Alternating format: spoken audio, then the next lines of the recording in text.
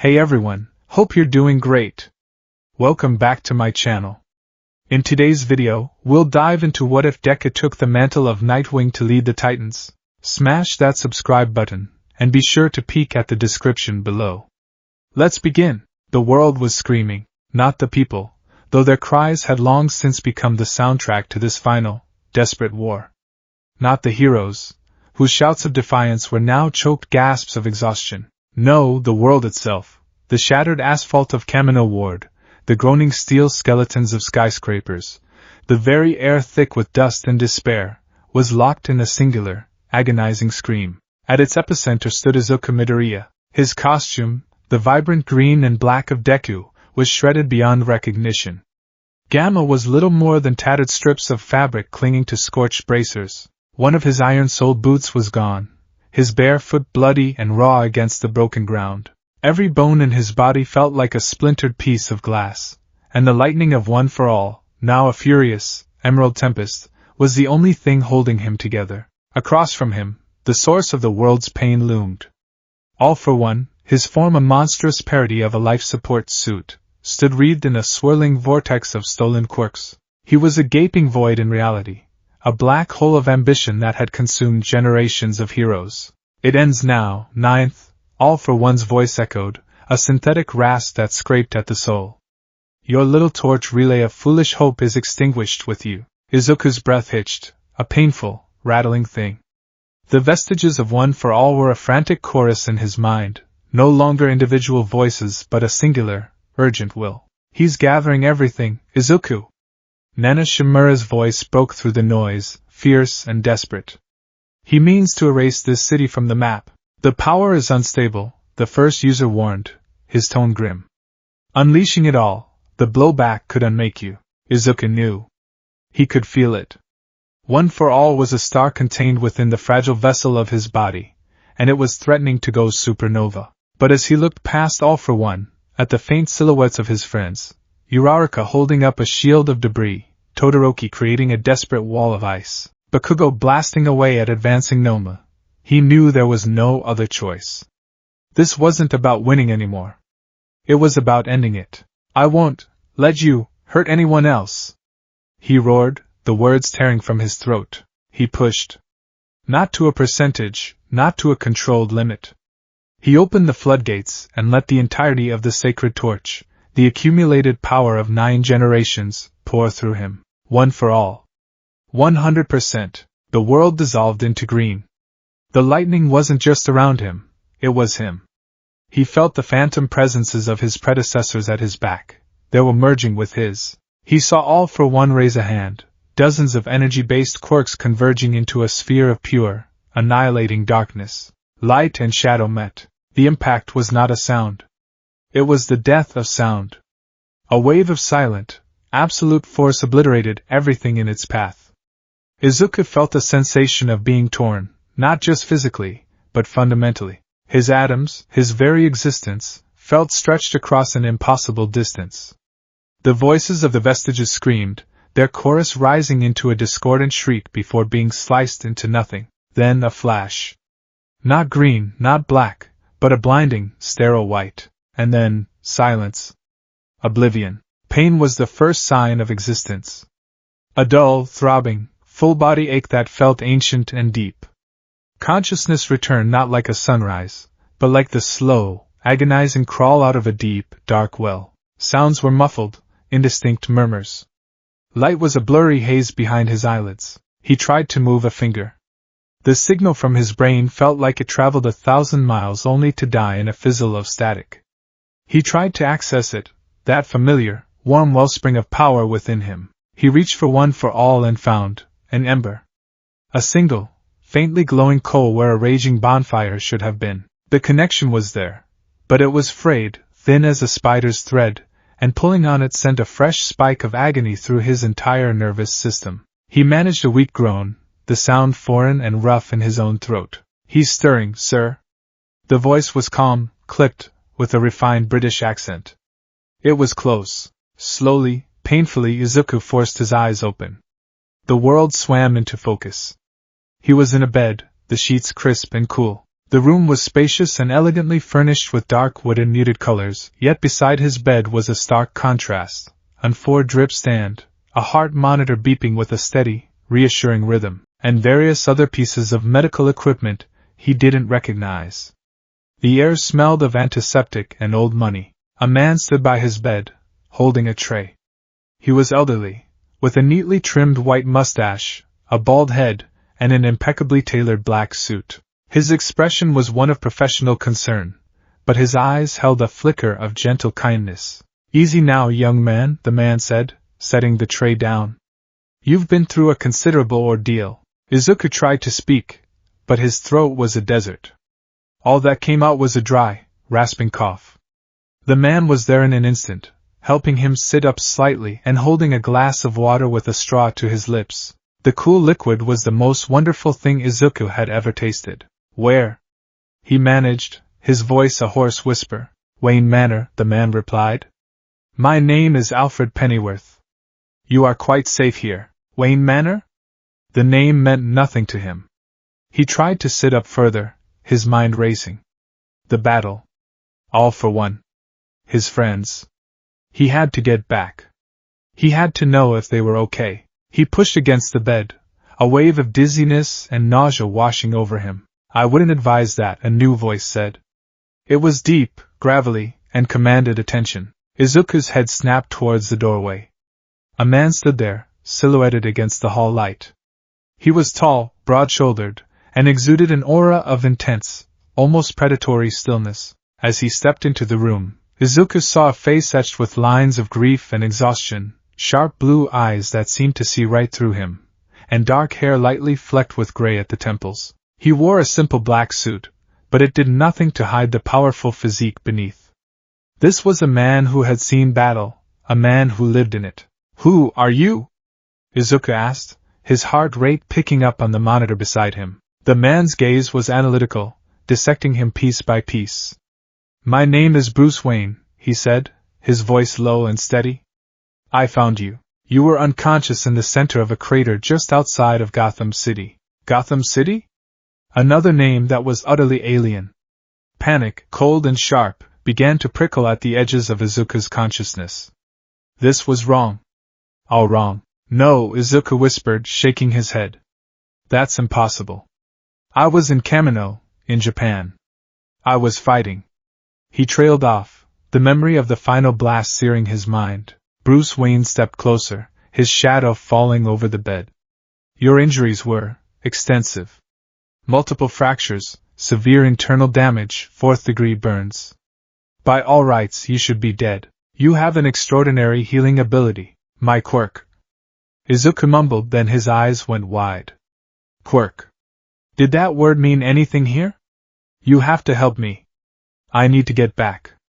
My friends, they might be. You're not in your world anymore, son." The words were delivered without malice, a simple, brutal statement of fact. They hit Izuku with the force of a physical blow. "What?" "I've had my people run every conceivable test," Bruce continued, his tone clinical. "Your DNA has markers I've never seen. The energy signature you were emitting when I found you doesn't correspond to any known phenomenon on this planet. The star charts are different. You are, for all intents and purposes, an interdimensional castaway." Izuku stared at him, his mind refusing to process the information. It was a joke. A nightmare. He had to be in a hospital. Maybe All for One had used some kind of illusion quirk on him. He squeezed his eyes shut and focused, digging deep, trying to feel the thrum of his city, the presence of his friends, anything familiar. He found nothing. Only the cold, alien reality of the room he was in. He opened his eyes, tears welling. No, that can't be. He did the only thing he could think of. He reached for One for All, not to fight, but for reassurance. He pulled on that thin, frayed thread with all his might, trying to summon the comforting green lightning, the familiar surge of power. Agony. A white-hot lance of pain shot up his spine. His muscles seized, and he cried out, arching his back. The heart monitor shrieked a frantic alarm. It felt like his entire nervous system was being set on fire from the inside out. For a brief, terrible second, faint green sparks danced across his knuckles before extinguishing with a sickening fizzle. Then, the ember of power within him went cold, dormant, and utterly silent. Alfred was at his side, steadying him, murmuring calming words. Bruce watched, his expression unreadable but for a flicker of something. Pity? Understanding? When the spasm passed, Izuku was left panting, slick with sweat, the tears now flowing freely down his cheeks. It was true. He was alone. Broken. Powerless. The symbol of hope he had inherited was gone. He had failed. He curled in on himself. A wave of despair so profound it threatened to drown him.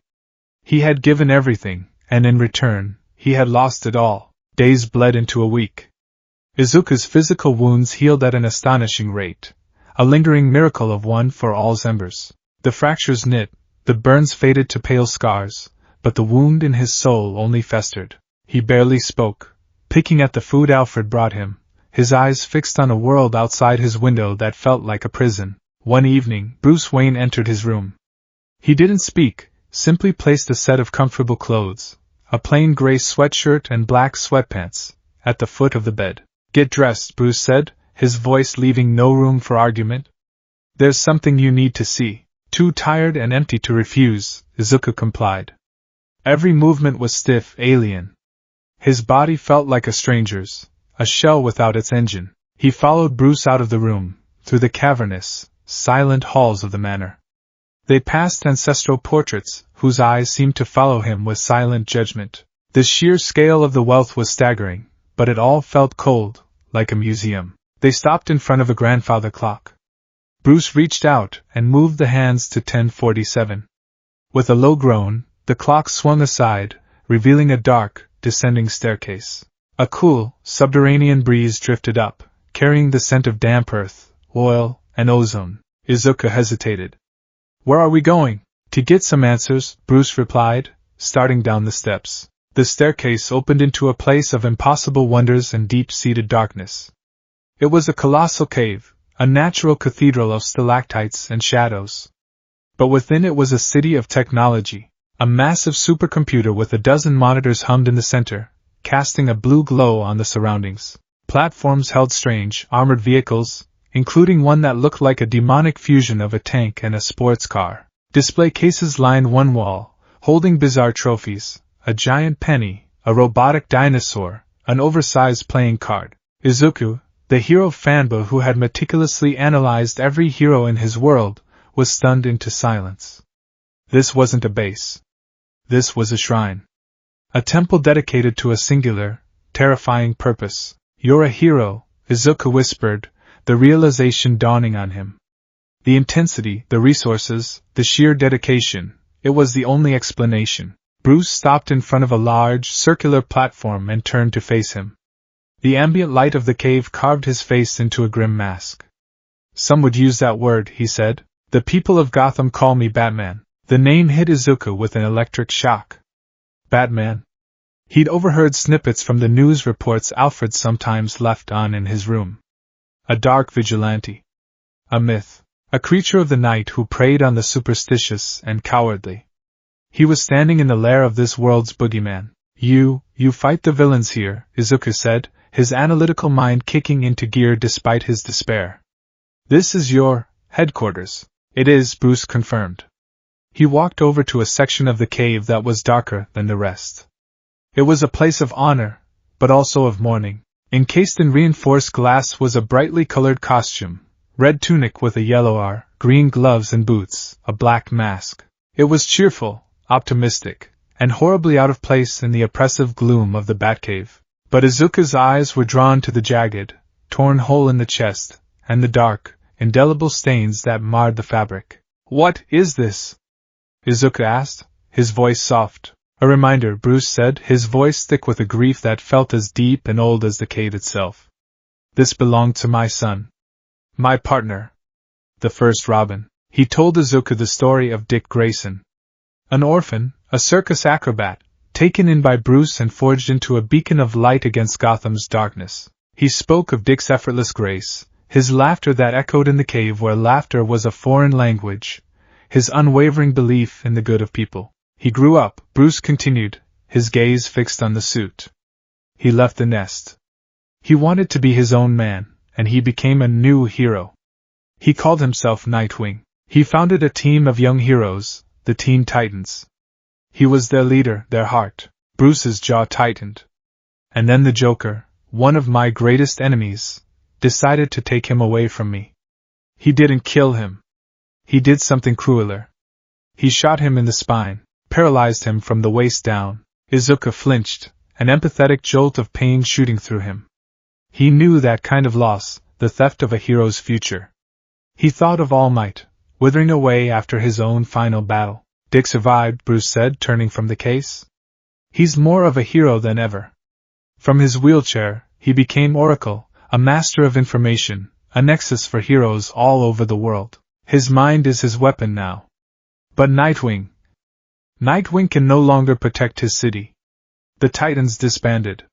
His legacy is a void. Bruce finally looked directly at Izuku, and for the first time, Izuku saw the full weight of the man's purpose.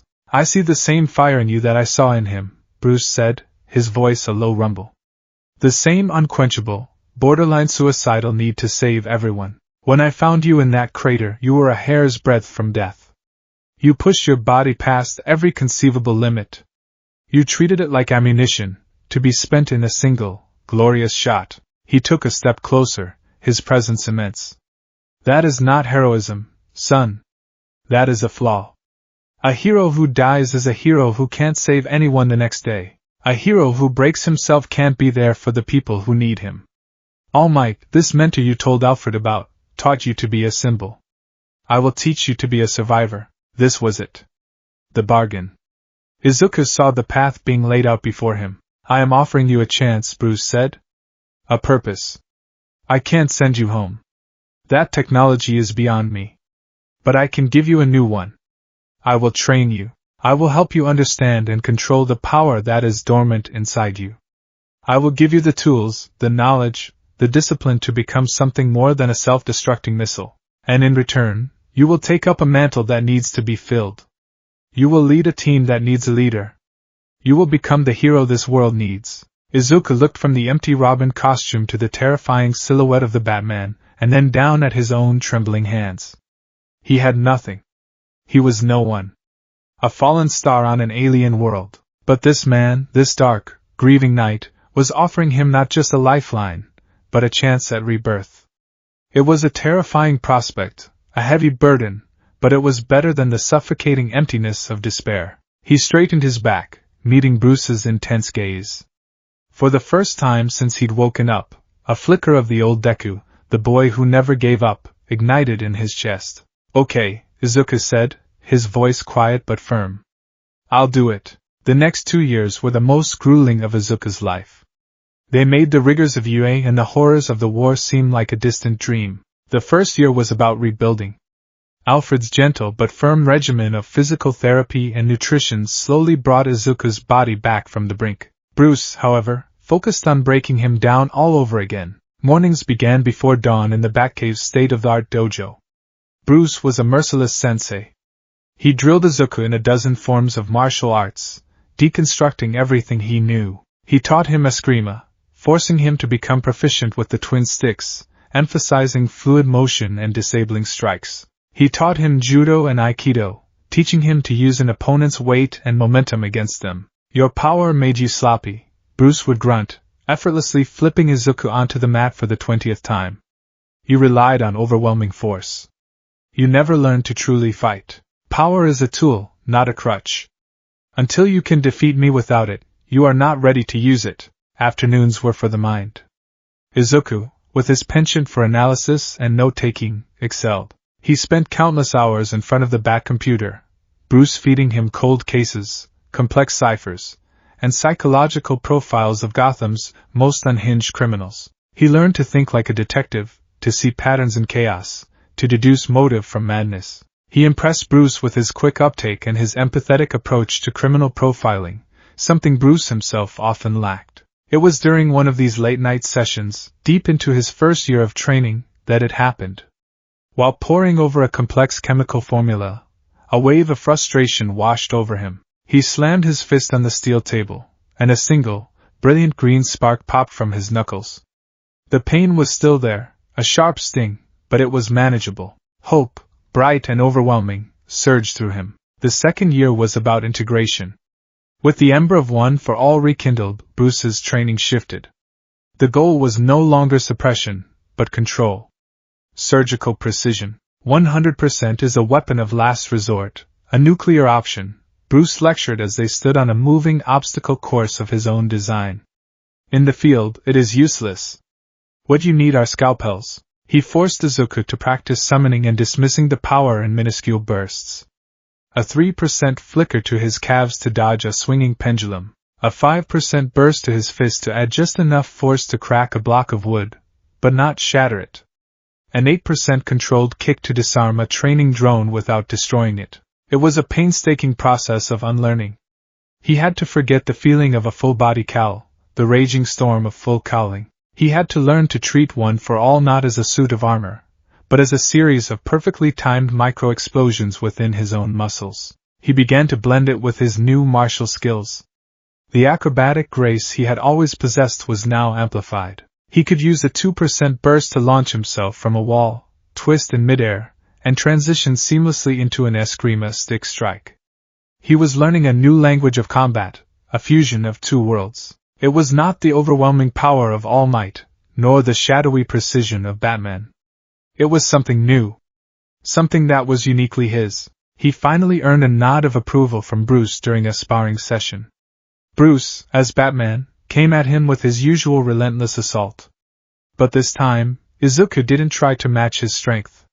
He flowed. He used a 4% burst to evade a punch, redirecting Bruce's arm with an Aikido throw. As Bruce recovered, Izuku launched himself off the wall, using his eskrima sticks to disarm him, the movements fluid and unbroken.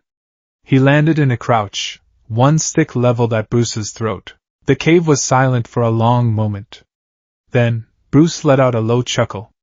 It was a rare, surprising sound. Not bad, he said, taking the offered stick. Not bad at all. Finally, on the second anniversary of his arrival, Bruce led him to the center of the Batcave. A platform rose from the floor, a mannequin on it shrouded in a black cloth. Dick chose the name Nightwing from a Kryptonian legend Superman once told him, Bruce said, his voice softer than usual. It was the name of a hero from a dead world, a symbol of someone who could be cast out of their home but still find a way to be a hero, to be reborn in the darkness. I think he'd want you to have it. He pulled away the cloth. Izuku gasped. The suit was a masterpiece of tactical design. It was primarily a deep, midnight blue and black, crafted from advanced nomics and reinforced with flexible armor plating over the chest, shoulders, and shins. It was sleek, built for stealth and acrobatics. But woven into the design, along the lines of the chest emblem, a stylized, soaring bird, and tracing the edges of his gauntlets and boots, were subtle, glowing highlights of a brilliant, familiar emerald green. I took the liberty of adding a personal touch, Bruce said, a ghost of a smile on his lips. A hero should never forget where he comes from. He handed Izuku a pair of eskrima sticks, polished and perfectly weighted. They can deliver a high-voltage charge. A gift from Lucius Fox. Izuku took the suit, the material cool and solid in his hands. He looked at the emerald green, a vibrant echo of his past, and at the Nightwing symbol, a promise of his future. He wasn't Deku anymore. He couldn't be. But he wasn't just a replacement, either. The Titans are scattered, Bruce said, his tone shifting back to business. They need a leader to bring them back together. Jump City, their former home, has fallen prey to a new organization calling itself the HIV. It needs a protector. He placed a heavy hand on Izuku's shoulder. Go to Jump City. Reform the team. Be the hero they need you to be. Be Nightwing. The air of Jump City was different. It was clean, tinged with the salt of the nearby ocean, a stark contrast to the grit and perpetual gloom of Gotham. The city was a glittering metropolis of glass and steel, its towers piercing a bright, clear sky. It was a city of hope. A city that deserved a hero. Izuku stood on the roof of the tallest skyscraper, the wind whipping at his new suit. It fit like a second skin. He could feel the low hum of its internal systems, the faint thrum of potential energy in the emerald highlights. In his hands, the eskrima sticks felt like a natural extension of his arms. He wore a mask that covered his eyes, hiding the freckled face of a boy from another world, replacing it with the determined gaze of a knight. He looked down at the sprawling city below. Fear, a familiar old friend, coiled in his stomach. He was an imposter. A kid playing dress-up in a legend's costume. Could he really do this? Could he lead a team of heroes who were mourning their real leader? As if on cue, a comm unit in his ear, modeled after the one in Batman's cowl, crackled to life. "I've made the introductions," Bruce's gravelly voice said, devoid of any warmth but carrying an undercurrent of support. "They're waiting for you at the tower." There was a pause. Izuku held his breath. "Don't be a stranger, Nightwing." The line went dead. Izuku took a deep, steadying breath, the salty air filling his lungs. He was alone, but he wasn't without a mission. He wasn't without an aim. He looked toward the bay, where a giant, T-shaped tower stood silhouetted against the setting sun. His new home. His new team. His new beginning. Gripping his eskrima sticks, Nightwing ran to the edge of the roof and, without a moment's hesitation, leaped into the open air, diving gracefully toward the glittering city below. The Emerald Knight had risen. The jump was a declaration of faith. A leap from the familiar, oppressive darkness of Gotham into the glittering unknown of Jump City. For 2 years, Izuku had lived and breathed in the shadow of the Bat, a world of sharp angles, whispered plans, and calculated violence. Now, soaring through the open air with the sea breeze on his face, he felt a flicker of something he hadn't realized he'd lost: freedom. His new suit was a marvel. Lighter than his old Deku costumes but far more durable, it moved with him as he twisted in the air, the emerald lines on his limbs a faint streak against the twilight sky. He fired a grapple line, the mechanism in his gauntlet whisper quiet. The hook bit into the steel superstructure of the Jump City Bay Bridge with a solid thunk, and he swung in a wide, breathtaking arc. He was faster, more agile than he had ever been. The surgical application of One for All, a mere 3% burst to his core and legs, gave his acrobatics an impossible, superhuman grace. This was the gift of Bruce's training: efficiency, control, a harmony of motion that felt less like fighting and more like flying. Ahead, Titan's Tower rose from its private island, a proud, T-shaped monolith of white metal and dark glass. It was a beacon, a symbol of a promise he was now tasked with keeping. As he drew closer, he released the line, tucked into a roll, and landed with a soundless grace on the roof, the reinforced soles of his boots absorbing all impact. For a moment, he simply stood there, catching his breath, the vastness of the ocean stretching out before him. This was a world away from the suffocating alleys of Gotham. It was a world that had once belonged to a different Nightwing. An access hatch hissed open nearby, casting a warm, yellow light onto the roof. He took a deep, steadying breath, pushing down the nervous tremor in his hands. "Be confident. Be a leader." Bruce's words echoed in his mind. They need a symbol to rally behind. He descended a spiral staircase into the heart of the tower. The main common room was immense, a circular space with a panoramic window that offered a stunning view of the city he now called his own. A large, U-shaped sofa sat in the center, and various stations, a kitchen, a media center, a training console, lined the walls. The place was clean, almost sterile, but it held a palpable sense of emptiness. Dust motes danced in the last rays of the setting sun, and the silence was heavy, thick with memories he wasn't a part of. He felt like an intruder in a mausoleum. They were already there, scattered around the room, for figures in a tableau of apprehension. For legends he had only read about in the files Bruce had provided. The first to move was a mountain of a man, more machine than flesh. Victor Stone, cyborg. His polished chrome body gleamed under the recessed lighting, a single red optic glowing with unnerving focus. He stood with his arms crossed over his massive chest, a posture that was both defensive and challenging. He was the guardian at the gate, and Izuku was the unwelcome guest. "So you're the replacement," Cyborg's voice boomed, a synthesized baritone that held no warmth. It wasn't a question. It was an accusation. Before Izuku could formulate a response, a flash of orange and purple zipped through the air. A girl with fiery red hair and startlingly green eyes, so green they seemed to glow, floated before him. She was beautiful, ethereal, and radiating an almost painful sadness. "Starfire, welcome to our home," she said, her voice a melodic lilt, though it trembled slightly. She offered a small, hesitant smile that didn't quite reach her eyes. Batman has told us you are to be our new commander. It is the good to meet you. Her formal, slightly broken English was disarming, a stark contrast to Cyborg's open hostility. Izuku felt a pang of sympathy for her. He could see the hope warring with grief in her gaze. She wanted this to work. She needed it to work. A blur of green shot out from behind the sofa, morphing midair from a housefly to a boy with green skin, pointed ears, and a wide, mischievous grin. Beast Boy. Whoa, dude. Nice suit. He chirped, zipping around Izuku in a circle. Very dark and broody. But with, like, a splash of lime? Are you Batman's long-lost, mint-flavored son? He struck a dramatic pose. I am Verde Vengeance. The joke fell flat, echoing in the tense silence. Cyborg shot him a withering glare. Beast Boy's grin faltered, and he rubbed the back of his neck, his attempt to lighten the mood a complete failure. Izuku recognized the behavior instantly. It was a defense mechanism. The class clown who used humor to mask a deep-seated insecurity. He was lost, trying to find his footing in a world that had shifted beneath his feet. Izuku opened his mouth to introduce himself, to try and bridge the chasm of awkwardness, but a sudden, chilling sensation stopped him cold. It was a feeling of being watched, not with eyes, but with something far older and more profound. He turned his head slowly. In the darkest corner of the room, half swallowed by shadows, was a figure cloaked in a deep indigo cowl. Only her pale face and the faint, amethyst glow of her eyes were visible. Raven. As his gaze met hers, he felt it. A psychic presence, cool and sharp as winter ice, brushed against his mind. It wasn't an attack, more like a cautious, probing touch.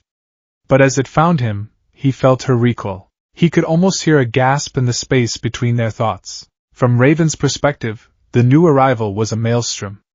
On the surface, he was a nervous, earnest young man, his aura a flickering emerald green of anxiety and fierce determination. But beneath that, coiled deep within his soul, was a terrifying, chaotic power. It wasn't the uniform, all-consuming evil of her father's energy. This was something else. It was a storm of ghosts, a chorus of screaming wills all bound to a single purpose, a raging star of inherited power barely contained within a mortal shell. It was a power that could break worlds, and it terrified her. She instinctively pulled her consciousness back, wrapping her shadows around herself like a shield. He's loud, she whispered, her voice a dry, ethereal monotone that still managed to carry across the room. Izuku flinched. He knew she was talking about One for All. He'd never met a psychic or an empath before, but he immediately understood. She could feel the vestiges. She could feel the storm. 4 heroes. A grieving warrior, a cynical guardian, a lost child, and a wary sorceress. This wasn't a team. It was a collection of broken pieces. And he was supposed to be the glue. The pressure was immense, and his carefully constructed leader persona began to crack. Hello, he stammered, his voice coming out higher than he intended. He offered a small, awkward bow, a gesture of respect from his old life that was utterly alien here. My name is Izuku Midoriya. It's an honor to meet all of you. He immediately felt foolish. Bruce would have been stoic, commanding. Dick, from the files he'd read, would have been charming, disarming them with a smile. Izuku was just awkward. Cyborg snorted. Midoriya? Batman said your name was Nightwing? That's the name I go by, yes, Izuku said, trying to regain his composure. The mantle of Nightwing is... He was cut off by his own mind. The analytical part of him, the part that had filled notebooks for years, took over. Cyborg Victor Stone. Cybernetic enhancements provide superhuman strength, durability, and a vast array of integrated weaponry. Potential vulnerabilities likely lie in EMPs or sophisticated hacking, but his firewalls are probably top of the line. Need to see his specs. Starfire Coriandar. Tamaranian physiology. Flight, superhuman strength, projection of ultraviolet energy starbolts. Power is tied to emotional state, making her potentially volatile but also incredibly powerful when motivated. Beast Boy, Garfield Logan. Metahuman ability of pterodomorphism, can transform into any animal, extant or extinct. Incredibly versatile, but his lack of discipline could be a tactical liability. Raven, daughter of the demon Trigon. Empathic and magical abilities are reality warping in their potential scope, but are also her greatest weakness. Her control is paramount. The synergy here is incredible if they can be coordinated. Cyborg provides tech support and heavy firepower, Starfire is air superiority, Beast Boy is infiltration and wildcard support, Raven is crowd control and mystical defense. My role would be command and surgical strike. Dude, are you talking to yourself? Beast Boy asked, snapping Izuku out of his trance. Izuku's face burned hot with embarrassment. Ah. Sorry. Force of habit. I mutter when I'm analyzing things. It's a bad habit. Cyborg's single eyebrow rose. Analyzing us? Just assessing tactical strengths. Potential team compositions, Izuku explained, digging himself into a deeper hole. Right, Cyborg said, his voice dripping with sarcasm. Because that's what this team needs. Another tactician with a notebook. We had one of those. The real one. The barb hit its mark. Every person in the room flinched, the name of Dick Grayson hanging unspoken in the air. The wound was still fresh, still raw, and Cyborg had just poured salt in it.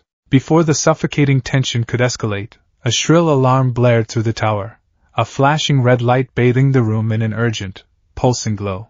On the main view screen, a map of Jump City appeared, a location highlighted across the bay. Trouble, Cyborg grunted, his demeanor shifting instantly to professional. He tapped a console on his arm. Multiple alerts from Jump City Industrial Sector. A high-level break-in at Cord Industries Applied Sciences Division. Motion sensors indicate 5 intruders. Security identifies them as members of the HIV. This was it. The test.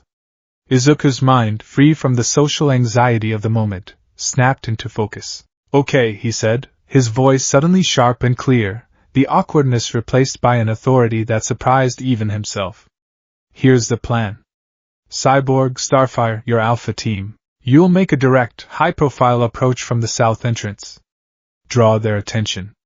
Beast Boy, Raven, you're with me. We're Bravo. We'll use their distraction for a stealth infiltration from the roof. Our objective is to secure the targeted asset and cut off their escape route. We engage, we disable, we contain. Understood? He looked around, expecting something. Agreement. A nod. Instead, he was met with blank stares. Alpha team? Beast Boy repeated, scratching his head. Why are we the distraction? Cyborg demanded, his red eye narrowing. My scans can pinpoint their location in seconds. A stealth entry is inefficient. A direct assault is what they'll expect, Izuku countered, trying to keep his tone even. A pincer movement gives us the tactical advantage. Or, Cyborg said, stepping forward, I could just blast the door down, and we can take them all on at once. It's worked for us before. We are not a blunt instrument, Victor, Starfire said gently, though she looked uncertainly at Izuku. Perhaps we should try the new plan? There's no time to debate, Izuku said, his voice tight with urgency. HIV is on the move. Let's go. He didn't wait for a reply, turning and running towards the tower's exit, hoping they would follow. He heard the heavy clank of Cyborg's feet, the whisper of Raven's cloak, and the light-hearted whoop of Beast Boy, who had already turned into a falcon. They were following, but he could feel their reluctance, their skepticism, like a physical weight on his shoulders. The flight to the Cord Industries facility was tense and silent.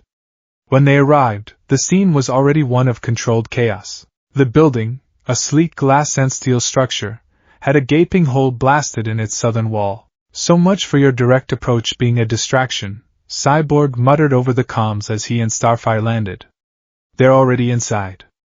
I'm picking up multiple energy signatures on the 3rd floor. RD, stick to the plan, Izuku ordered, landing silently on the roof with Raven and Beast Boy. Create a perimeter. Don't let them escape. He found a skylight and peered down.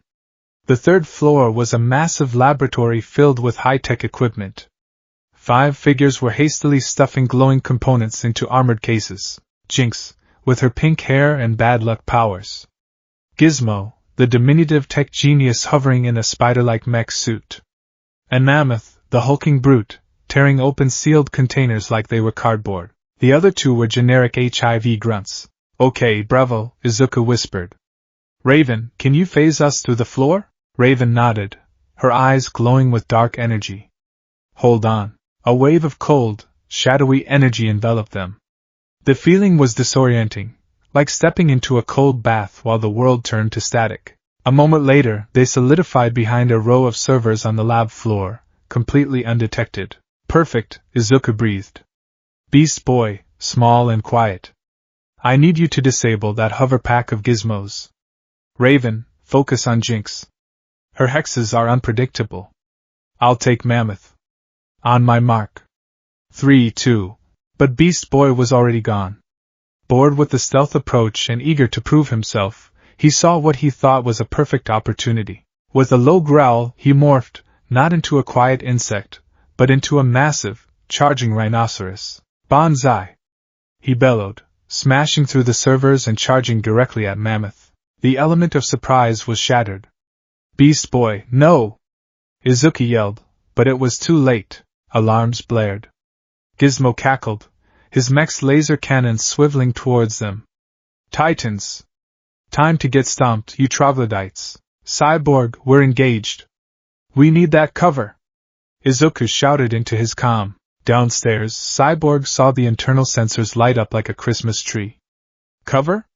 He thought, his processors running 1,000 tactical simulations. The most logical move is to neutralize their power source. Take out the generator, and half their gear goes dark. He ignored Izuku's plea and turned to Starfire. Forget the perimeter. I'm heading for the building's primary generator. He blasted through a wall, leaving a confused Starfire to deal with the escaping HIV grunts. Back in the lab, things were falling apart. Beast Boy's rhino charge had slammed into Mammoth, but the giant brute simply caught him by the horn and threw him across the room. Raven moved to engage Jinx, but as she prepared a spell, Izuku was forced to act. Mammoth was charging, and he was heading right for her. Smash! Mammoth roared. Izuku pushed off the floor, channeling a controlled 10% of one for all into his legs. The emerald lightning flared for a split second as he intercepted Mammoth's path, planting his feet and catching the giant's fists. The impact sent a shockwave through the floor, but he held his ground. The sudden, violent surge of chaotic energy so close to her caused Raven to flinch.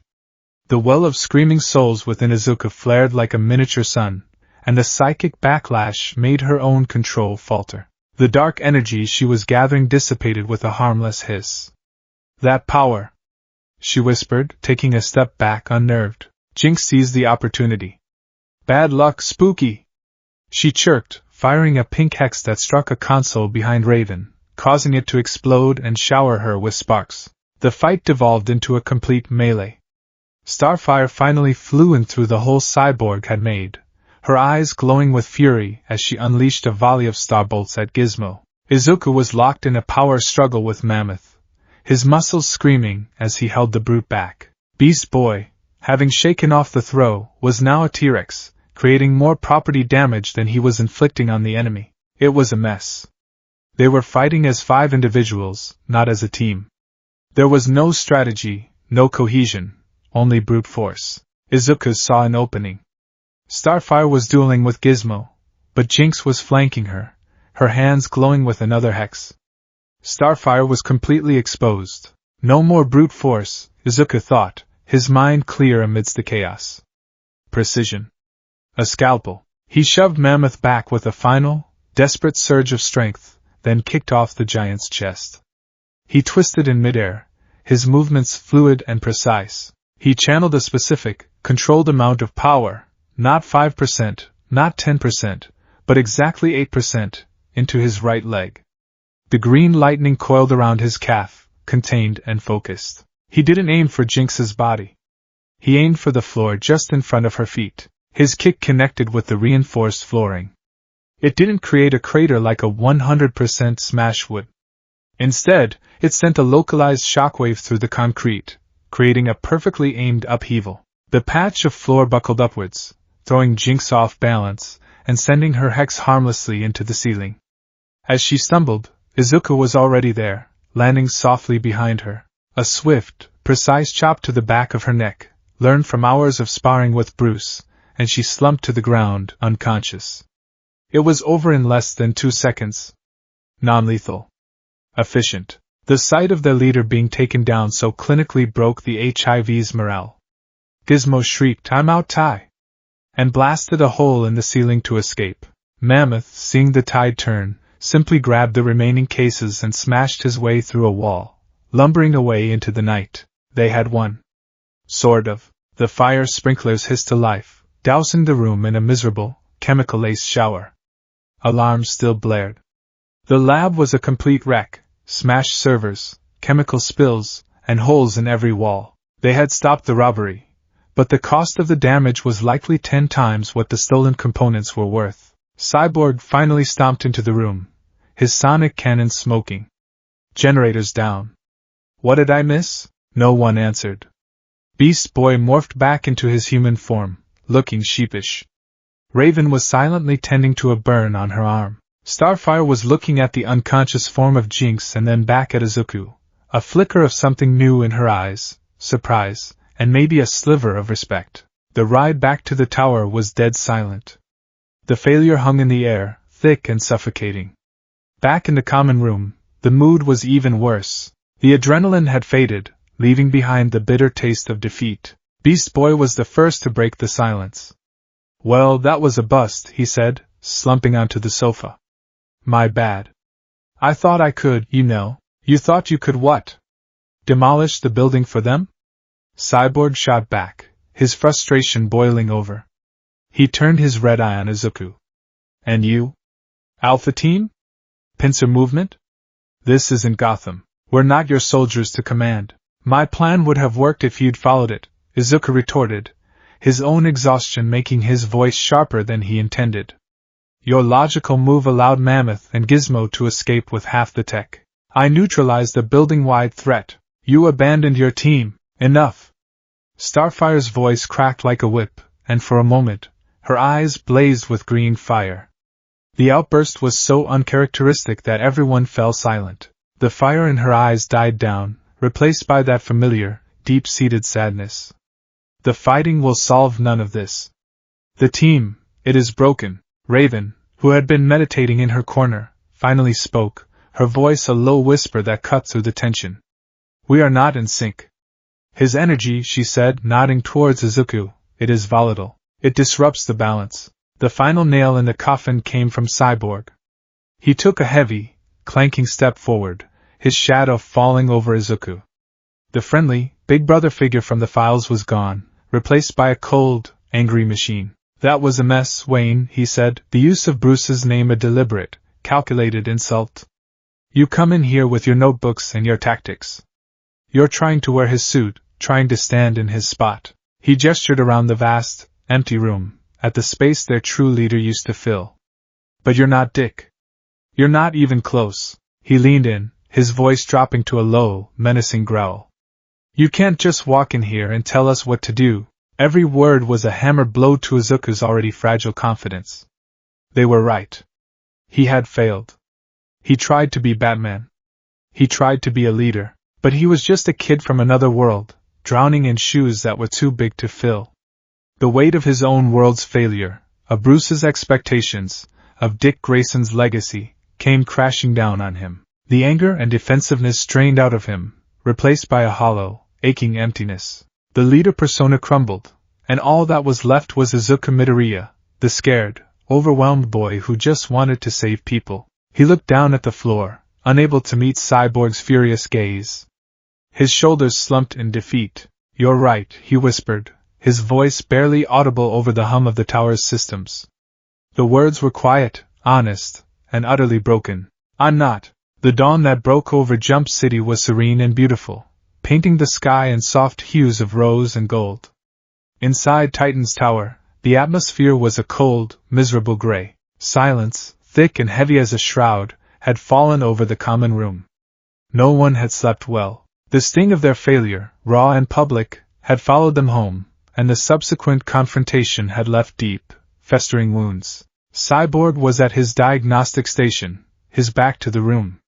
The rhythmic click-clack of his fingers on the holographic keyboard was the only sound, a sharp, angry beat in the quiet. He wasn't running diagnostics. He was stress-testing his own systems, a familiar and grounding routine when his human emotions became too turbulent to process. Beast Boy was sprawled on the sofa, a remote in hand, flicking through channels with mindless speed, the blur of images a desperate attempt to distract himself from the gnawing guilt in his stomach. Starfire stood at the panoramic window, her arms wrapped around herself, her gaze fixed on the distant city. She looked small and terribly alone, an alien princess mourning a kingdom she could never reclaim and a family that was falling apart. In the darkest corner of the room, Raven was a knot of indigo shadow, seemingly meditating, but the faint, tense set of her shoulders betrayed a deep disquiet. Into this tableau of fractured hope walked Izuku. He hadn't changed out of his suit, but his mask was off, revealing a face pale with exhaustion. Dark circles bruised the skin beneath his eyes, but his gaze was clear, sharp, and intensely focused. He carried two things, a tray with 5 steaming mugs of what smelled like coffee, or Alfred's best approximation of it, and a brand new, hardcover notebook. On the cover, in his neat, precise handwriting, were the words, Hero Analysis for a New Age 1. He placed the tray on the central table. I made coffee, he said, his voice quiet but steady, cutting through the silence. Beast Boy paused his channel surfing. Cyborg didn't turn around, but the furious clicking stopped. Starfire slowly turned from the window, her expression unreadable. I don't drink coffee, Raven's voice drifted from the shadows. It's herbal tea for you, Izuku replied without missing a beat, nodding to one specific mug. Chamomile. Alfred said it helps with focus. The simple act of consideration, so unexpected after the previous night's acrimony, was a pebble tossed into a stagnant pond. Ripples of surprise spread through the room. Izuku took a deep breath, setting the notebook down beside the tray. We need to have a debriefing, he announced. Cyborg finally swiveled in his chair, his red optic flaring. A debrief? You mean the part where you tell us everything we did wrong? No, Izuku said, meeting his glare without flinching. The part where I tell you everything I did wrong. He opened the notebook to the first page. It was covered in his dense, analytical script, complete with diagrams, charts, and highlighted sections. My leadership last night was a catastrophic failure, he began, his tone as clinical as if he were analyzing a stranger's performance. Point 1. Communication. I issued a complex tactical plan with military-style jargon to a team I had just met. I gave orders without context, without seeking input, and without establishing a clear chain of command. It was arrogant and inefficient. I assumed you would operate like soldiers. That was my mistake. You are a family, with established dynamics I completely ignored. He looked directly at Cyborg. Victor. I called your decision to abandon the perimeter illogical. I was wrong. From your perspective, with your knowledge of the building's infrastructure and the HIV's tech dependency, targeting the generator was a sound tactical choice. I failed to communicate my overall strategy, that containing the thieves was more important than simply winning the fight, so you made the best call based on the limited information I gave you. Cyborg's metallic jaw worked silently, his initial hostility momentarily short-circuited by the frank, logical admission of fault. Izuku then turned his attention to Beast Boy, who shrank back into the sofa cushions. Garfield. I assigned you a stealth role that goes against your primary heroic instincts. Your impulse to charge Mammoth was tactically disastrous, but the instinct itself, to immediately engage and neutralize the biggest physical threat, is not a flaw. It's a strength. I failed to create a plan that could properly channel that strength. I should have had you on the initial assault with Starfire and Cyborg. Beast Boy blinked, looking utterly bewildered.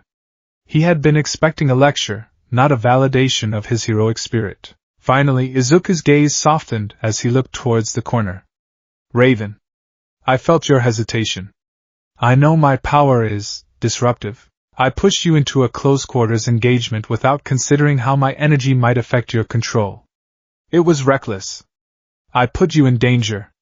For that, I am truly sorry. He closed the notebook and stood before them, not as Nightwing, the stoic leader, but as Izuku Midoriya, the earnest analyst.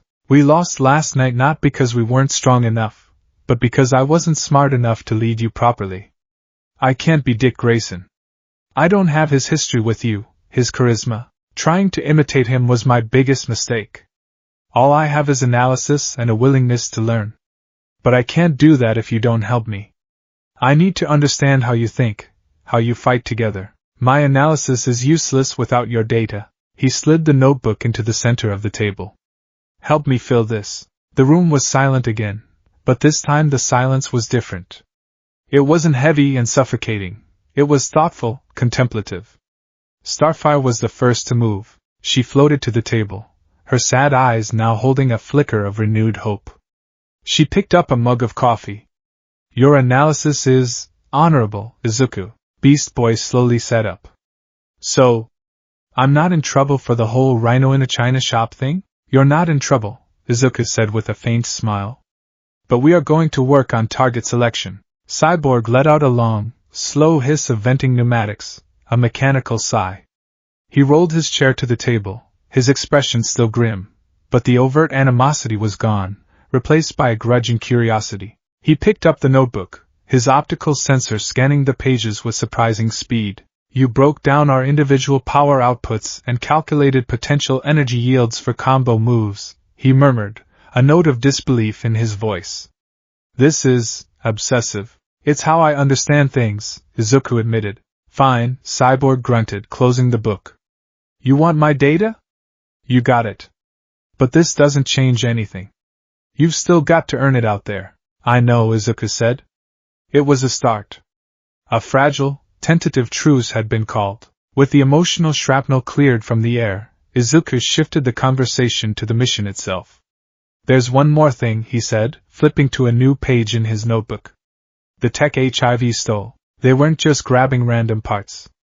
They were specific. He quickly sketched a series of components from memory, a cryogenic focusing lens, a multi-spectrum energy transducer, a biorhythmic amplifier.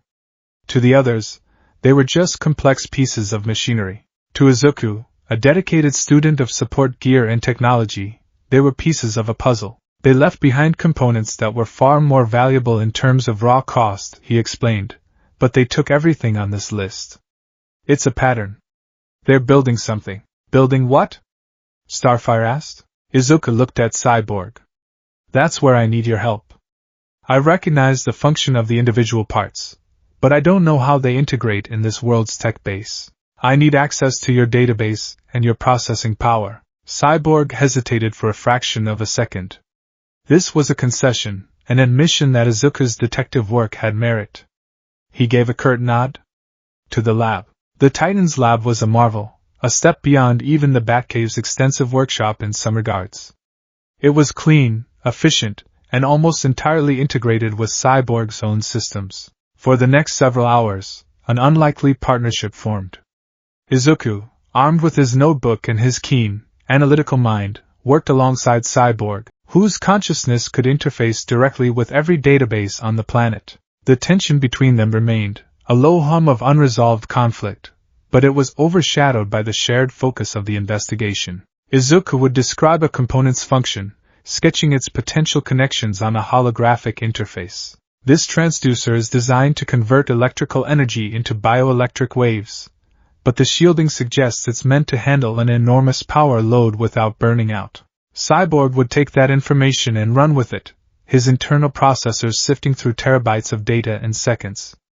Cross-referencing with patents from SDR Labs and LexCorp, there are similar designs, mostly in theoretical neurointerface technology. But nothing on this scale. They worked in a strange staccato rhythm. Izuku would provide the human intuition, the why.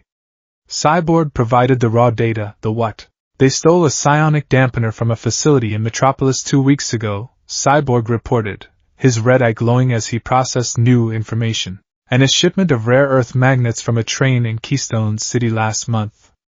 It all connects. It's a broadcast system, Izuku murmured, the pieces clicking into place in his mind. He grabbed a stylus and began to draw on the main screen, connecting the disparate components into a single, horrifying device. The magnets create the field, the lens focuses it, the transducer converts the energy, and the amplifier, it boosts a biosignal. A brainwave. They're not building a weapon, they're building a megaphone for a psychic. Cyborg ran a final search, cross-referencing the complete schematic Izuku had drawn with a list of known psychic metahumans. A single match came back, flagged with warnings from multiple global intelligence agencies. Got it, Cyborg said, his voice grim. One name keeps coming up in the shell corporations that purchase the surrounding real estate and old patents. A man who runs an organization called the Church of Blood. He pulled up a file. A face appeared on the main screen. It was a man who was handsome in a severe, charismatic way, with sharp features, piercing eyes, and an expression of serene, absolute confidence. His followers call him Brother Blood. As if on cue, an alert pinged on the console. It's a public broadcast, Cyborg said. He's hijacking every network in the city. On the screen, the image of Brother Blood appeared. He wasn't in a studio. He stood on a simple stage before a massive, adoring crowd. His voice was calm, sonorous, and utterly hypnotic. Children of Jump City, he began, his arms spread wide. I look upon you and I see such glorious potential. But you are adrift. You are lost in the chaotic storm of your own selfish desires. You fight, you fear, you despair. Your individuality, which you hold so dear, is a cage that locks you in a prison of loneliness and conflict. The camera panned over the crowd. Their faces were rapt, their eyes wide with adoration. They hung on his every word. But I offer you a better way, Blood continued, his voice swelling with passion. I offer you unity. I offer you peace. A world where there is no disagreement, for all minds will be one. A world where there is no crime, for all wills will be aligned. I will be your shepherd. I will quiet the storm. I will gather you all into a single, harmonious, perfect whole. His words were placid, his promises seductive, but beneath them, Izuku heard the chilling undertones of a tyrant. This wasn't unity.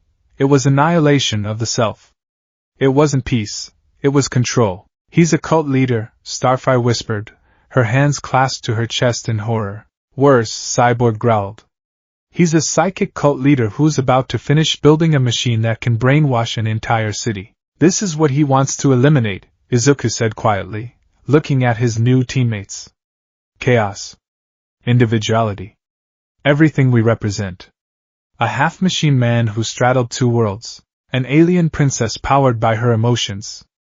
A boy who could be any animal he chose. A girl who was half-demon. And a castaway from another dimension. They were the ultimate symbols of the beautiful, messy chaos of free will. He sees us as the disease he's trying to cure. As the broadcast ended with the crowd chanting "Blood is unity." In a terrifying, synchronized roar, the team was left in a heavy silence. They finally had a name for their enemy, and the scale of his ambition was more terrifying than any of them had imagined. That evening, the tower was quiet again, but the silence had a new quality. It was the hush of a shared purpose, the calm before a coming storm. Izuku found his way to the rooftop observation deck. The city lights glittered below like a fallen constellation, a universe of individual lives he was now sworn to protect. He leaned against the railing, the cool night air a balm on his weary mind, and tried to feel for the vestiges of One for All. They were still there, a silent, watchful chorus in the back of his soul. He was getting stronger, his control was growing, but the sheer, overwhelming nature of the power was a constant weight. He was the ninth, the inheritor, but also the jailer of 8 restless spirits. It's a heavy burden you carry. The voice was soft, a monotone whisper that seemed to ride on the wind itself. He turned. Raven was standing a few feet away, her cloak drawn around her, her face barely visible within the deep shadow of her cowl. She hadn't made a sound. You can still feel them? Izuku asked, not surprised. They are never quiet, she replied, gliding closer to the railing. Even in their dormancy, they whisper. Legacies. Regrets. A fierce, desperate hope. It's loud. She tilted her head. I was meditating, trying to get a sense of Brother Blood's psychic presence. But your power, it's like trying to listen to a flute in the middle of a rock concert. Izuku sighed, rubbing the back of his neck. I'm sorry. I'm still learning to shield it. It's not one power. It's 9 lives all bound together. So you are a prison, Raven stated, not as an accusation, but as a simple observation. The word stung, but it was also true in a way. More like a conductor, Izuku corrected gently. Trying to get an orchestra of 8 ghosts and one very stressed teenager to play the same song. A flicker of something, not quite a smile, but a softening of her features, touched Raven's lips. My orchestra only knows one song, she said, her voice dropping even lower. A song of destruction, and I spend every moment of my life making sure it is never sung. The honesty of her confession, so raw and unexpected, caught Izuku off guard. He looked at her, truly looked at her, and saw past the shadowy cloak and the stoic demeanor. He saw a young woman engaged in a constant, lonely war against her own nature. He, better than anyone, could understand that struggle. My power comes from my father, she continued, her gaze drifting out over the city. Trigon. He is a conqueror of worlds. An entity of pure demonic rage. His power is a part of me, a corrupting influence that feeds on my emotions. Fear. Anger. If I lose control, even for a moment. She didn't finish the sentence. She didn't have to. The apocalyptic implications hung in the air between them. So you suppress it, Izuku realized. You build walls? Walls are all that keep this world safe from me, she confirmed. A sliver of common ground, a bridge of shared experience, formed between them in the quiet darkness. 2 heroes, burdened with immense, dangerous power they never asked for, fighting a daily battle for control. One struggled to harmonize a chorus of heroic wills, the other to silence a single, demonic voice. I don't think it has to be a prison, Raven, Izuku said softly. The vestiges, they're not just a burden. They're my teachers. My friends, in a way. Their will is my strength. Maybe your power doesn't have to be a cage. Maybe it can be a tool. Something you command, not just contain. Raven turned her head, her pale face illuminated by the city lights. Her amethyst eyes studied him, searching, probing. You are an optimist, she stated. I have to be, he replied with a small, sad smile. It's all I have left from my old life. She was silent for a long moment, the wind gently pulling at the edges of her cloak. The storm inside you will respond to the storm outside, she said finally, her voice a quiet warning. Brother Blood's power is psychic, emotional. He will try to use your feelings, your doubts, against you. When he does, your control over your own power will be tested. She turned to leave, a phantom of the night. Be careful, Izuku Midoriya, she whispered, her voice carrying a new, unfamiliar note of concern. Unchecked power, no matter how noble the intent, always finds a way to corrupt its wielder. She faded back into the shadows of the tower, leaving Izuku alone with her words. He looked down at his hands, at the faint scars that mapped his journey with One for All. She was right. Brother Blood wasn't just a threat to the city. He was a threat to the fragile balance Izuku had fought so hard to build within himself. This wasn't just a mission anymore. It was a personal test, and for the first time, he felt he might not have to face it entirely alone. A fragile peace had settled over Titan's tower. It was not the easy, boisterous camaraderie of old, but a tentative, working truce. The morning debriefings, once a source of tension, were now collaborative. Izuku would present his analysis, his notebook open for all to see, and the others would add their own insights, correcting his assumptions and offering alternative strategies. Cyborg, though still gruff, began to respect Izuku's sharp tactical mind.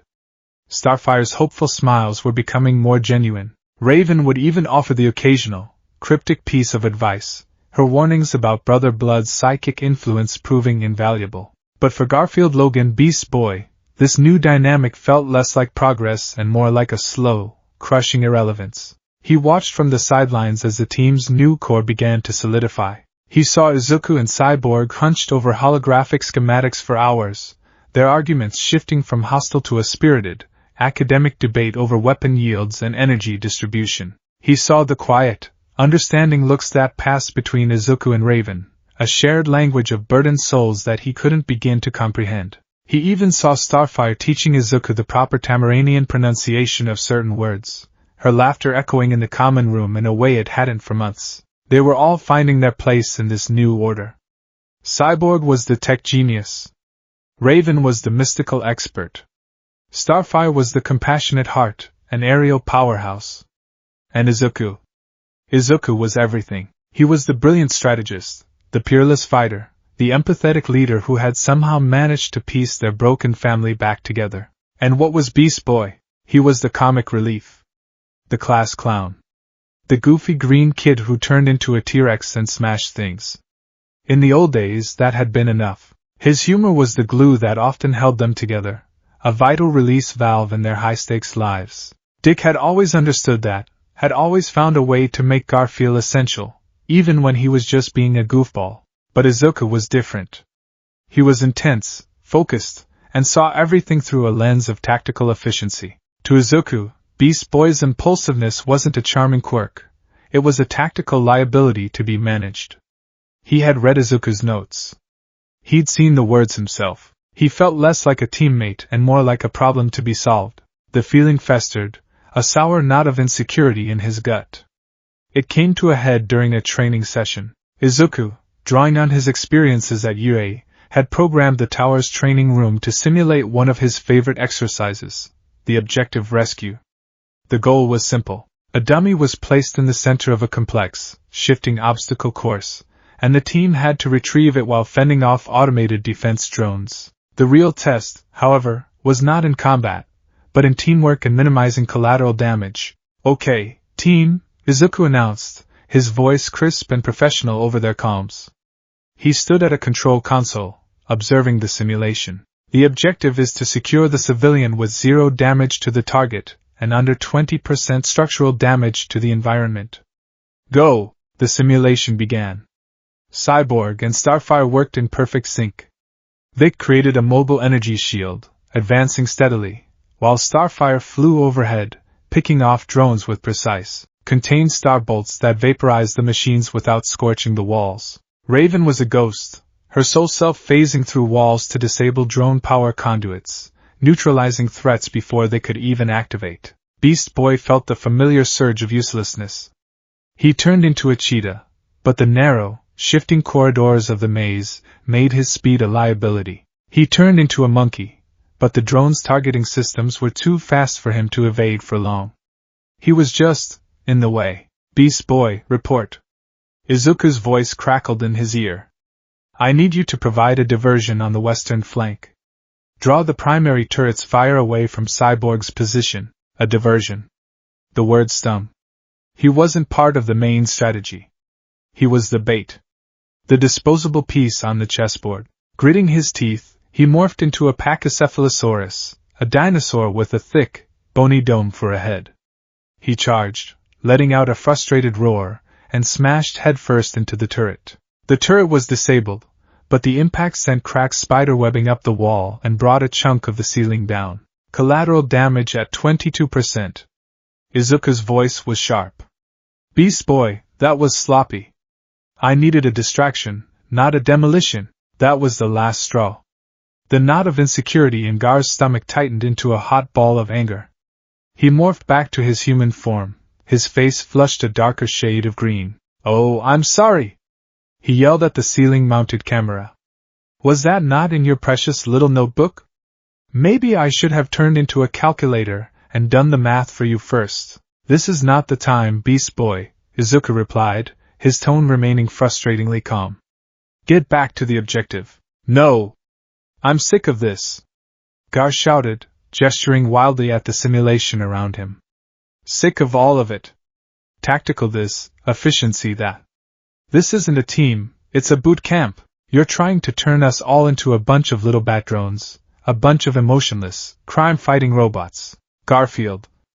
Starfire's voice was a gentle plea from across the room. "No, Corey, he needs to hear it." Beast Boy whirled on the camera again, his voice cracking with a frustration that was close to tears. "We're not like you.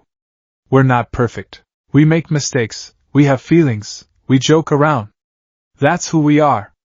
Or at least that's who we were before he showed up, trying to turn us into his perfect little soldiers." He pointed a trembling finger towards the control room. "You can't replace Dick. You hear me? You can't." With a final, choked sob of frustration, he morphed into a sparrow and flew out of the training room through a ventilation duct, leaving a stunned, heavy silence in his wake. The simulation ground to a halt. On the console, the words "training failed" glowed in stark, red letters. Starfire found Beast Boy on the roof, huddled by the edge, his knees drawn up to his chest. He was back in his human form, staring out at the ocean, the setting sun casting a long, lonely shadow behind him. The cheerful, manic energy was gone, replaced by a profound and childlike sadness. She floated down beside him, her presence warm and comforting. For a long time, she said nothing, simply sitting with him in the quiet companionship of shared history. "He does not understand," she said finally, her voice soft as the sea breeze. "Nobody does," Gar mumbled into his knees. "I'm just a joke. The mascot." "That is not true, and you know it," Corey said gently, placing a hand on his shoulder. "In the old days, as you call them, who was it that made Robin laugh when he was being too much like Batman? Who was it that cheered Raven up with silly faces after she had a nightmare? Who taught me what a slumber party was?" A weak smile touched Gar's lips. "That pie-eating contest was epic." "It was," she agreed, a genuine smile gracing her own face. "Your joy, Garfield, it is not a liability. It is a superpower. It is the light that has, on many occasions, kept our darkness at bay." "Then why do I feel so useless now?" he whispered, his voice thick. "Izuku's so strong, so fast, so smart. He's got that crazy lightning power. He can take down Mammoth by himself. What do I have? I can turn into a squirrel. Whoopee. You can also turn into a Kryptonian sun-eater, should the need arise," Starfire reminded him. "Your power is limitless. But that is not the point. You are comparing your light to Izuku's. But you are not the same kind of star," she sighed, her gaze turning towards the horizon. When Dick was hurt, the light went out of this tower. We all just stopped. Victor buried himself in his machines. Raven retreated deeper into her shadows. And I did not know how to hope anymore. We were not a team. We were just ghosts, haunting this place. She looked back at Gar, her green eyes full of a deep, sorrowful wisdom. "Izuku is not Dick. He is different. He is awkward, and he mutters, and he thinks with his books instead of his heart sometimes. But he is trying, Garfield. He is trying so desperately to fill a hole that is too big for any one person. He is just as lost as we are. Can you not see it?" Gar looked down, chewing on his lip. He thought about Izuku's earnest apology after the HIV mission. He thought about the endless hours Izuku spent training, pushing his body to the brink. He thought about the dark circles under his eyes that never seemed to go away. He was trying. Corey was right. But it was still hard to accept. "He called my instincts a flaw," Gar said quietly. "Then perhaps you should show him he is wrong," Starfire suggested. "Do not tell him. Show him." Later that night, the tower was quiet. Izuku, unable to sleep after the disastrous training session, had retreated to another one of his comfort zones, investigation. He couldn't fix his team, but maybe he could fix their problem. He had spent hours cross-referencing HIV activity with city infrastructure maps, looking for a pattern, a potential location for their base. An alert pinged on the main computer. One of the silent alarms he had placed on known HIV shell corporations had been tripped. A transfer of volatile chemicals was taking place at a supposedly defunct warehouse down by the shipyards. It was a low-level alert, likely just grunt activity, but it was a lead. He suited up, the familiar weight of the Nightwing armor a comfort. This was something he could handle. A simple stakeout. He slipped out of the tower, not wanting to disturb the others. He needed this, a solo mission to clear his head. He found a perch on a crane overlooking the designated warehouse. It was a decrepit, salt-stained building, its windows boarded up. Just as the alert had indicated, a van pulled up, and several HIV soldiers began unloading canisters. Simple. He'd watch, gather intel on their numbers and destination, and then report back. The Batman method. Cautious. Patient. Lame stakeout, huh? Izuku nearly jumped out of his skin.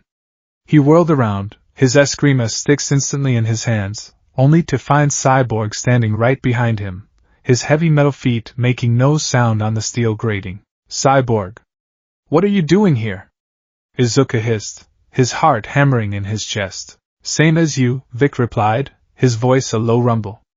I'm tied into the tower's alert system, remember? You think I'd let you go out alone after the day we've had? The tension between them was thick enough to taste. For a moment, they just stood there, two silhouettes against the moonlit sky. My methods are sound, Izuku said defensively. Observe. Gather intel. Plan the attack. It minimizes risk. It's also slow, Cyborg countered.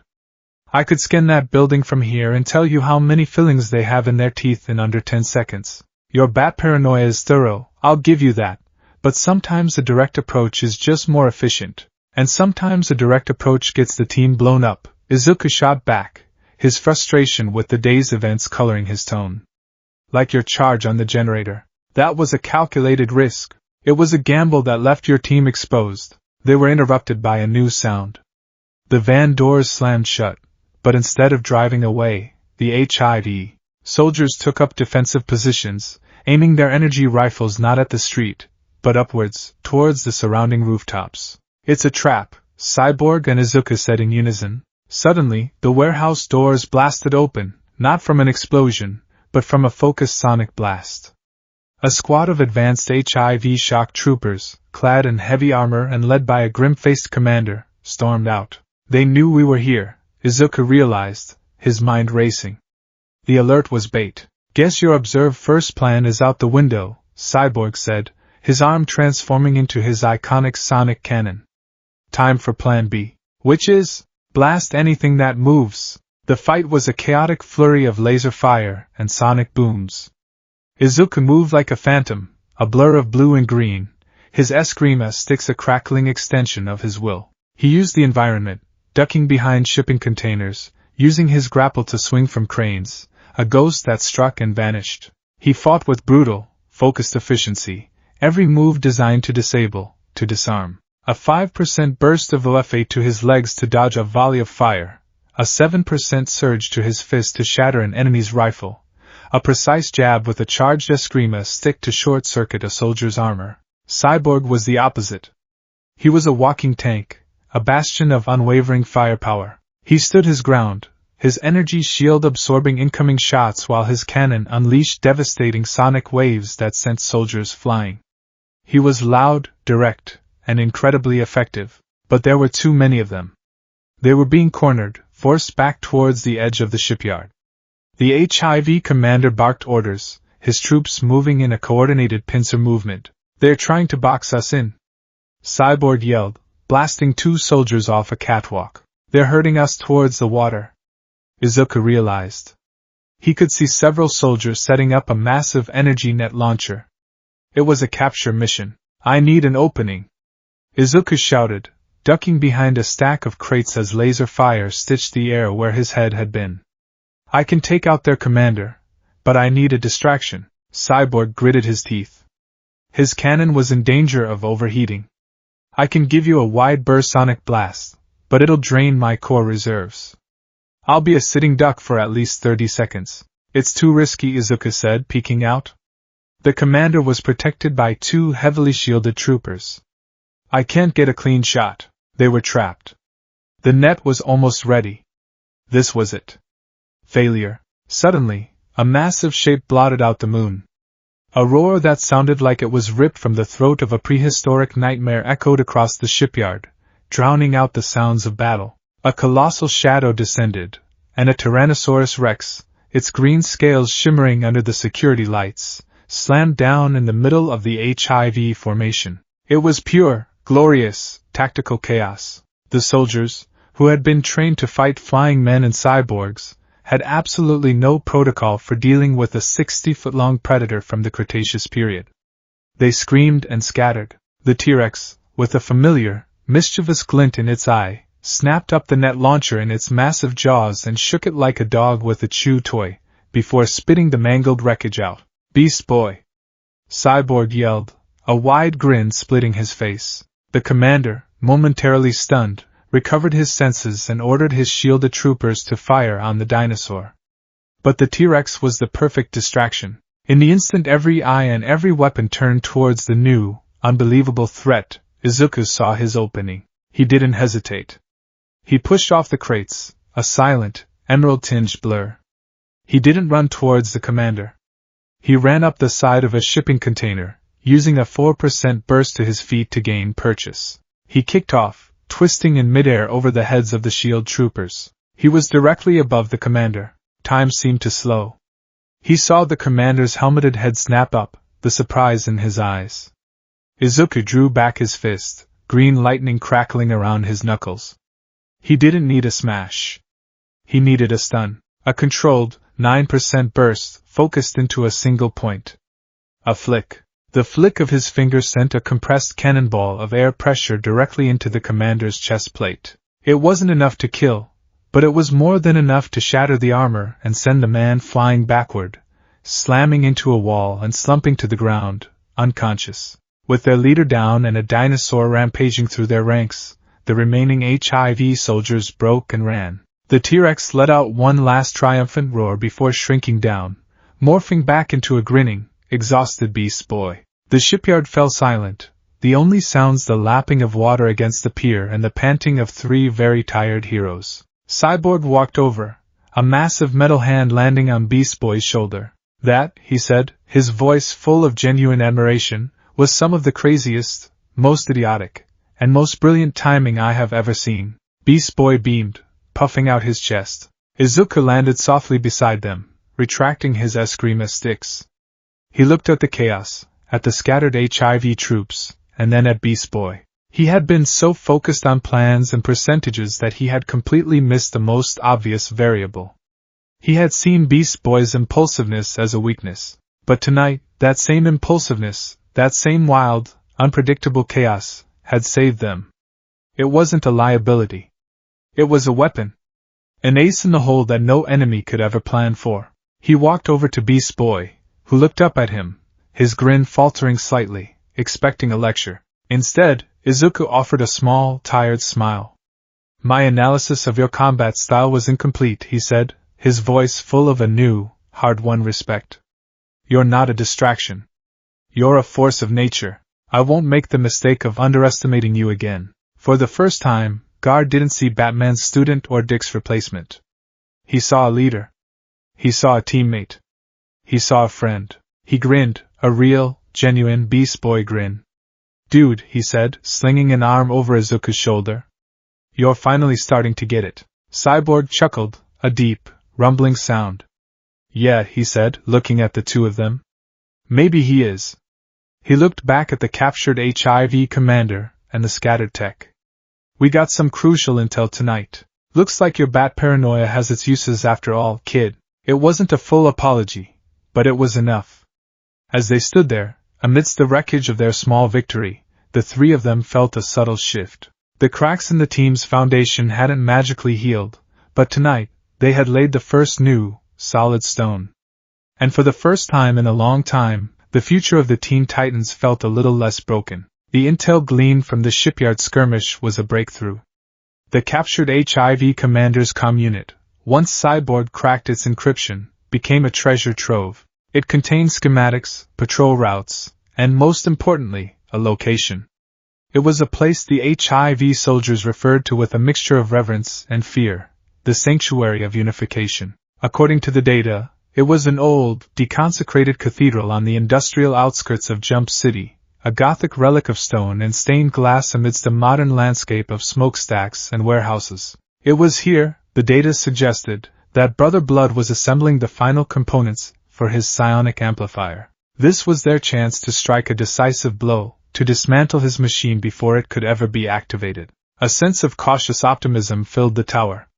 Their victory at the shipyard, small as it was, had been a potent morale booster. Beast Boy, buoyed by Izuku's and Cyborg's newfound respect, was practically vibrating with energy, his jokes landing with more confidence and less desperation. Cyborg and Izuku worked with an easy, efficient rhythm, the former animosity replaced by a shared, pragmatic focus on the mission. Even Raven seemed a fraction less withdrawn, the ambient emotional turmoil in the tower having subsided to a level she found manageable. "The cathedral is a perfect location for him," Izuku mused, pointing to a holographic map of the city. It's isolated, easily defensible, and the old architecture provides a powerful symbolic backdrop for his cult.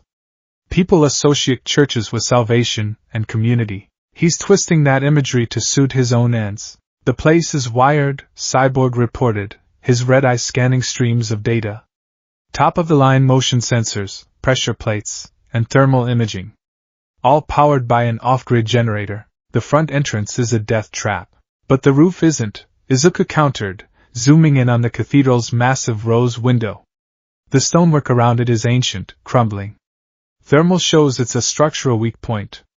We make our entry there, quietly. The plan was simple and direct, built on their newly synergistic strengths.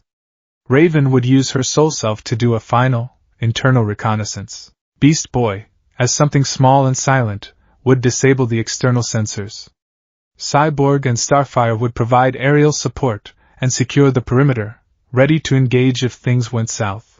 Izuku, as Nightwing, would lead the infiltration, disabling any guards and securing the psionic device. This is a surgical strike, Izuku stressed, his gaze sweeping over his team. We go in, we disable the machine, we capture any HIV personnel, and we get out. We do not engage Brother Blood himself unless absolutely necessary. He is a psychic. The last thing we want is a direct confrontation on his home turf. They moved out under the cloak of a moonless night. The cathedral loomed out of the darkness, a skeletal silhouette against the bruised purple sky. It was even more imposing up close, its stone gargoyles seeming to watch them with malevolent, unblinking eyes. The first phase of the plan went flawlessly. Beast Boy, as a spider, scuttled across the stone walls, expertly snipping the wires to the motion sensors. Raven's soul self slipped through the walls like a ghost, returning moments later with a report. The main nave is empty, she whispered, her voice a chill in the night air. But I feel a presence. Something cold and watchful. And I sense 3 life signs in the bell tower. Jinx, Gizmo, and Mammoth. A welcoming party, Cyborg grunted over the comms from his circling T-Wing. Figures it wouldn't be that easy. It's a trap, Izuku said, his eyes narrowing. They know we're here. They're trying to draw us into a fight. He looked at the rose window. We're sticking to the plan. Get the machine and get out. Starfire, Cyborg, hold your positions unless I call for you. Let's go. With a quiet nod, Raven used her powers to create a localized zone of silence around the rose window. Izuku attached a thermal charge to the crumbling mortar, and a moment later, a section of the ancient stained glass and stone fell inwards with a muffled thud. They slipped through the opening, landing as silently as shadows on a high balcony overlooking the cathedral's main chamber. The nave below was vast and cavernous. Moonlight streamed through the high, arched windows, illuminating rows of dusty pews and a thick layer of undisturbed dust on the stone floor. At the far end, on the altar, was their prize. It was a monstrous contraption of wires, magnets, and glowing crystals, all converging on a central, throne-like chair. The psionic amplifier. It was even bigger and more menacing than they had imagined. But Raven was right. The room felt wrong. The air was cold, heavy with a palpable sense of dread. It was too quiet. Too empty. This is too easy, Izuku whispered, his hand resting on an eskrima stick. Where is everyone? As if in answer, a voice echoed through the nave, amplified by the cathedral's acoustics. It was not the calm, charismatic voice of Brother Blood. This voice was young, zealous, and dripping with a chilling, self-righteous fury. Welcome, Titans. We have been expecting you. Spotlights flared to life, blinding them and pinning them on the balcony. Below, standing before the altar, was a young man. He couldn't have been much older than Izuku. He wore the pristine white and red robes of Brother Blood's church, but his were adorned with golden trim, marking him as someone of high rank. His hair was shaved, his face was sharp and angular, and his eyes burned with the incandescent fire of a true believer. I am the first disciple, the young man announced, his voice ringing with power. And I am here to demonstrate the folly of your chaotic existence. Great, the opening act, Beast Boy muttered, morphing into a jaguar, muscles coiled and ready to spring. Can we just skip to the part where we punch him? Wait, Raven hissed, her hand raised. His mind, it's not his own. It's shielded, but also connected. He's a conduit. The first disciple smiled, a cold, serene expression that didn't reach his fanatic eyes. The Master has granted me a sliver of his glorious power, he said. A taste of the unity to come. I will show you how weak your individual minds truly are when faced with a singular, unified will. He didn't move to attack. He simply closed his eyes and raised a hand. And the world went sideways. There was no sound, no flash of light. It was a purely mental assault, a psychic shockwave that slammed into their minds with the force of a physical blow. Izuka cried out, stumbling back, clutching his head as a spike of white-hot pain lanced through his skull. It was 1,000 times worse than the psychic probe he had felt from Raven. This was a violation, an invasion. And then came the whispers. The visions. The disciple, acting as Brother Blood's scalpel, didn't just attack them with raw psychic force. He targeted the deepest, most well-hidden cracks in their souls. For Cyborg, the world of cold, hard stone dissolved. He was standing in a sun-drenched football field, the roar of the crowd in his ears. He looked down and saw not chrome and steel, but flesh and bone. He saw his own 2 hands whole and human. The phantom sensation of turf beneath his cleats, the familiar weight of his helmet, the smell of freshly cut grass, it was all so real, so painfully, beautifully real. Look at what you lost, Victor, the disciple's voice whispered, slick and poisonous, inside his head. You were a star. A hero to this city. Now you are a monster. A walking scrap heap. You hide behind that machine, pretending you don't miss the feeling of the sun on your skin. You tell yourself you are whole, but you are a ghost in a shell. No, Victor grunted, his systems flashing warning signals as his internal processors struggled to differentiate reality from the psychic illusion. I'm more now. More alone? More feared? The voice mocked. They look at you and they see a weapon. A thing. Never a man. For Beast Boy, the cathedral twisted into a vast, empty jungle. He was a small, green monkey, chittering in the oppressive silence. The trees were impossibly tall, their canopies so thick that no light could penetrate. He felt small. Insignificant. Alone. The clown, the disciple's voice sneered in his mind. The little green joke. Always desperate for a laugh, for a scrap of attention. You think they respect you now? The new leader still sees you as a liability. The half-demon tolerates you. The machine thinks you're a child. They don't need you, Garfield. They're stronger without your foolishness. You're just a pet. A mascot. Utterly useless. Shut up. Gar yelled, morphing into a bear, then a wolf, then back to his human form, his transformations becoming erratic and uncontrolled. That's not true. For Starfire, the assault was perhaps the cruelest. The disciple didn't show her Tamarin or her lost family. He showed her a memory. A rooftop bathed in moonlight. She was laughing, floating in the air as a familiar figure in a black and blue suit swung gracefully from a grapple line. Dick Grayson. Nightwing. His smile was bright, his laughter effortless. It was a perfect, beautiful memory, a moment of pure joy, and then the image flickered. Dick's face contorted in pain, and he fell.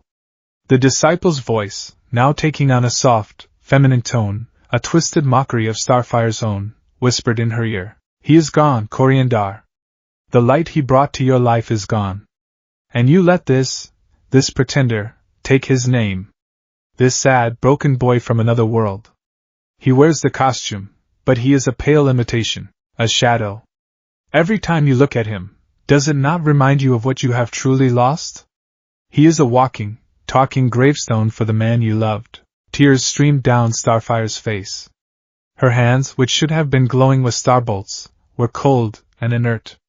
Her emotions, the source of her power, were being twisted into a weapon against her. She was drowning in grief. Raven fared the worst. As an empath, she felt the psychic assault not just on herself, but on her entire team. The agony of Cyborg, the insecurity of Beast Boy, the heartbreak of Starfire, it all washed over her, a tidal wave of pain that threatened to shatter her own carefully constructed mental walls. The disciple's voice came to her not as a whisper, but as a roar, the voice of her father, Trigon. You see, daughter? They are so fragile. So easily broken. Their petty emotions are their weakness, and you, who feel it all, are the weakest of them all. They trust you now, but for how long? One slip, one moment of anger, and you will become me. You will consume them. They will always fear you. You will always be alone. Embrace the truth. Embrace the shadow. Her own power, her soul self, began to writhe within her, a beast straining at its leash, tempted by the chorus of despair. For black tentacles of pure shadow erupted from her back, lashing out wildly. "Get out of my head!" she screamed, her voice a duet of her own and a deeper, demonic tone. But the most focused, most vicious assault was reserved for Izuku. For him, the cathedral did not change. It simply filled with ghosts.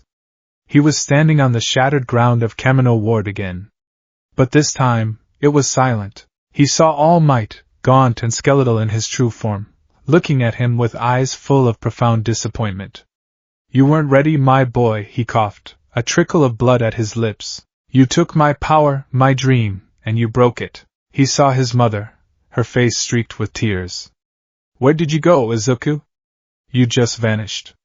You left me all alone." He saw Uraraka, her face grim. "We needed you, Deku. You were our hope.